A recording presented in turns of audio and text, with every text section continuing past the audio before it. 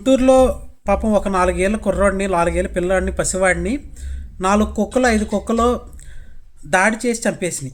నిజంగా ఈ సంఘటన నాకు విన్నాక చాలా తీవ్రంగా నేనైతే చాలా బాధపడ్డా. ఇలాంటి సంఘటనలు ఈ మధ్య కాలంలో చాలా జరిగినాయి తెలుగు రాష్ట్రాల్లో.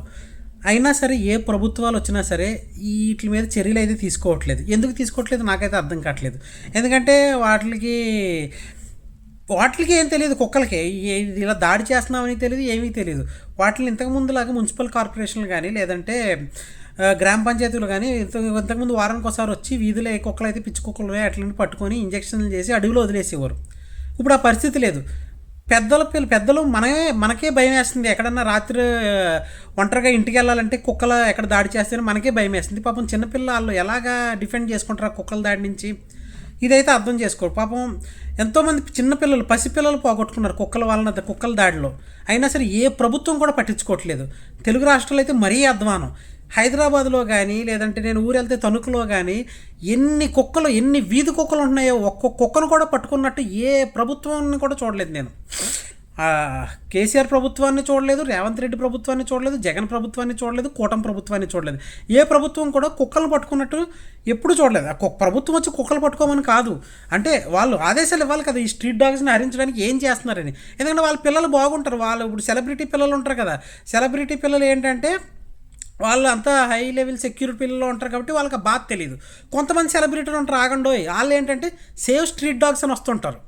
అందులో నేను అభిమానించేది త్రిష ఒకటి, ఈ అక్కినేని అమల గారు ఒకరు, ఇలా చాలామంది సెలబ్రిటీలు ఉన్నారు. సేవ్ స్ట్రీట్ డాగ్స్, వాటికి మనసు ఉంటుంది, వాటికి తొక్క ఉంటుంది ఇలాంటివి అని చెప్పి అన్నీ షేర్ చేసి వాటిని పట్టుకోకూడదని కేసులు కూడా వేశారు కొంతమంది సెలబ్రిటీలు. అయితే ఈ సోకాల్డ్ సెలబ్రిటీస్ చెప్తున్నాను ఏంటంటే ఈ పిచ్చి కుక్కలను తీసుకెళ్ళి మీ ఇంట్లో పెట్టుకోండి. మీరు ఏదైతే ఈ పిచ్చి కుక్కల్ని సేవ్ ద స్ట్రీట్ డాగ్స్ అంటున్నారో మీకు ఎందుకంటే మీకు ఇంత ఇది మీరు సెక్యూర్డ్ ప్లేస్లో ఏసీ రూముల్లో ఏసీ కారులో తిరుగుతూ మీ పిల్లలకి ఇటువంటి ఏ బాధ ఉండదు. అందుకే మీరు సేవ్ స్ట్రీట్ డాగ్స్ అని సింపుల్గా స్టేట్మెంట్ ఇచ్చేస్తారు. అదే ఏ పిచ్చి కుక్కల వల్ల మీ ఇంట్లో ఒక ప్రాణం పోయినా, మీ ఇంట్లో ఏ పిల్లల ప్రాణాలు పోయినా మీరు ఇలాగే స్పందిస్తారా? స్పందించరు. ఎందుకంటే మీరేమో సెక్యూరిటీ ప్లేస్లో ఎక్కడో కోటలో ఉంటారు, వీధిలో జనాలు మాత్రం అడుక్కు తినాలి, వీధిలో జనాలు మాత్రం నాశనం అయిపోవాలన్నమాట మీ ఉద్దేశంలో. సేవ్ ద స్ట్రీట్ డాగ్స్ అంటూ ఉంటారు కదా, మీ ఇంటికి తెచ్చుకోండి. మీకు అంత ప్రేమ ఉంటే కుక్కల మీద ఈ పిచ్చి కుక్కలన్నీ తీసుకెళ్ళి మీ ఇంట్లో పెట్టుకోండి. లేదంటే మీరే ఏదన్నా ఒక అడవి లాంటిది సృష్టించి లేదంటే ఒక పార్క్ లాంటిది సృష్టించి అన్నింటిని తీసుకెళ్ళి పెట్టుకోండి మీరే.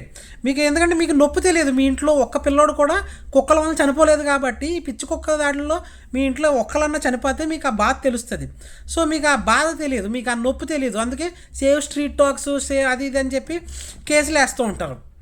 ఎందుకంటే ఎందుకు అసలు మీకున్న సెక్యూరిటీ సామాన్య ప్రజలకు ఉండదు కదా. సామాన్య ప్రజలు ఎటుపోతే మీకేంటి, మీకు మాత్రం 10 మంది మీ గురించి మంచిగా అనుకోవాలి. అరే కుక్కల్ని ఎంత ప్రేమిస్తుందంటే వాళ్ళ అమ్మని ఎంత ప్రేమించుంటుందో, వాళ్ళ మొగుడిని ఎంత ప్రేమించుంటుందో, ఇలా జనాలు అనుకోవాలని చెప్పి మీరు సేవ్ ద స్ట్రీట్ డాగ్స్ అని కుక్కల మీద ప్రేమ చూపిస్తారు. అంత ప్రేమ చూపించి వాళ్ళు పిచ్చి కుక్కలను తీసుకెళ్ళి మీ ఇంట్లో పెట్టుకోండి.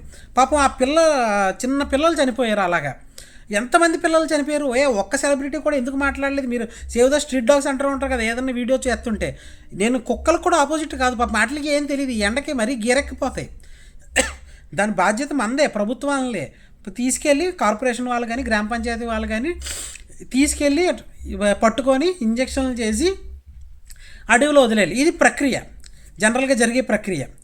సేవ్ ద స్ట్రీట్ డాగ్స్, ఈ తోటకూర. ఇంకొక విషయం ఏంటంటే ఒకప్పుడు టెక్స్ట్ బుక్లు వెనకాల, ప్రతి టెక్స్ట్ బుక్ వెనకాల కుక్క కాటేస్తే ఎవరికన్నా వాళ్ళు ఏం చెయ్యాలి అనేది ఒక తెలిసే విధంగా టెక్స్ట్ బుక్ వెనకాల ప్రొసీజర్ టు ప్రొసీజర్ పిక్చర్లతో మ్యాటర్ రాసి ఉండేమాట టెక్స్ట్ బుక్ వెనకాల. జనరల్గా చిన్నపిల్లలు తెలియదు కదా, కుక్క కరిచింది అనుకోండి ఇంట్లో కూడా చెప్పరు. ఎందుకు అమ్మ నాన్న తిడతారు. అసలు కుక్క కరిస్తే ఎంత దాని పర్యావసనం ఎలా ఉంటుందో పిల్లలకు తెలియదు.